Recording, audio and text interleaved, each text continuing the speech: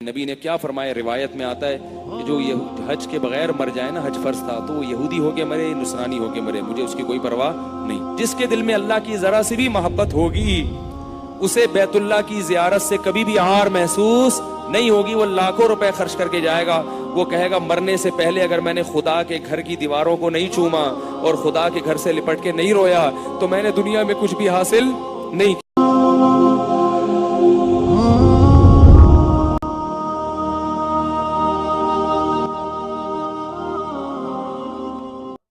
اور ایک بہت اہم حکم ہے بھائی، جن لوگوں پہ حج فرض ہے وہ سب سے پہلے کیا کریں گے؟ حج کریں گے۔ بہت سے لوگوں پہ حج فرض ہوتا ہے، اس کو ڈیلے کرتے رہتے ہیں۔ نبی نے کیا فرمایا؟ روایت میں آتا ہے کہ جو حج کے بغیر مر جائے نا، حج فرض تھا تو وہ یہودی ہو کے مرے، نصرانی ہو کے مرے، مجھے اس کی کوئی پرواہ نہیں۔ اور اللہ نے فرمایا کہ جو استغنا برتے گا، اس کے پاس مالی وسعت ہوئی اور میرے گھر کی زیارت کے لیے نہیں آیا تو اللہ اس سے غنی ہے، اللہ کو اس کی پرواہ نہیں ہے۔ اللہ کو اپنا گھر ایسا ہی لگتا ہے جیسے آپ کسی گاؤں سے گھر پہنچیں اور آپ کے ابا کا گھر ہو کوئی، ٹھیک ہے نا؟ آپ جب امریکہ سے آئے اور ہوتے ہوتے اپنے گاؤں میں پہنچے تو ابا اماں کے گھر سب سے پہلے جاؤ گے نا۔ آپ ابا اماں کے نہیں گئے، چاچے کے جا رہے ہو، ماموں کے جا رہے ہو، دوست کے جا رہے ہو، اور ابا اماں کے گھر آئے بغیر واپس امریکہ چلے گئے اور ان کو فون پہ کہہ رہے ہیں ایکچولی ٹائم نہیں ملا تھا، میں آیا تھا ڈیڈی پاپا، میں آیا تھا۔ وہ باپ کو کتنا غصہ آئے گا، تو میرے گھر نہیں آیا یار۔ تو اس سے زیادہ غضب کس کو آتا ہے؟ اللہ کو۔ پوری دنیا میں ہر جگہ چلے گئے، امریکہ جانے کا بھی شوق ہے، برطانیہ جانے کا بھی شوق ہے، سوئٹزرلینڈ کا ویزا بھی چاہتے ہو، اور جناب ایبٹ آباد گھومنے کا بھی شوق، اور جناب مری گھومنے کا بھی شوق، ہر جگہ تمہیں جانے کا شوق ہے۔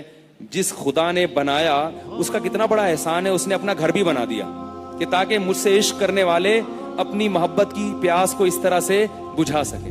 ورنہ اللہ اپنا گھر زمین پہ نہ بناتا تو ہم کس کے گھر کی دیواروں کو جا کے چومتے، کس کے غلاف کو پکڑتے، کس کے دروازے پہ ناک رگڑتے؟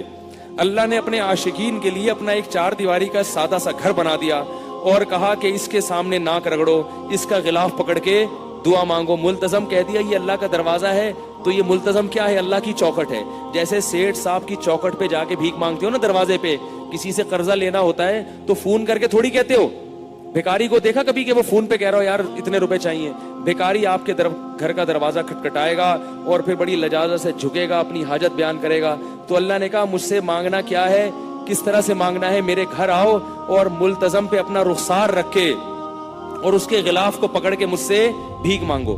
تو جس کے دل میں اللہ کی ذرا سی بھی محبت ہوگی اسے بیت اللہ کی زیارت سے کبھی بھی عار محسوس نہیں ہوگی۔ وہ لاکھوں روپے خرچ کر کے جائے گا، وہ کہے گا مرنے سے پہلے اگر میں نے خدا کے گھر کی دیواروں کو نہیں چوما اور خدا کے گھر سے لپٹ کے نہیں رویا تو میں نے دنیا میں کچھ بھی حاصل نہیں کیا۔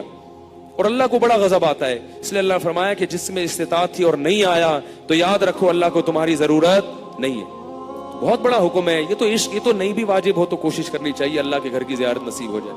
اللہ تعالی ہم سب کو قرآن کے تمام احکام کو فالو کرنے کی توفیق عطا فرمائے، اور ہم سے اس میں جو کمی کوتاہیاں ہوئی اللہ ان سب کو معاف فرمائے، اور ہمیں بار بار مسجدوں میں آنے کی توفیق اللہ تعالی نصیب فرمائے۔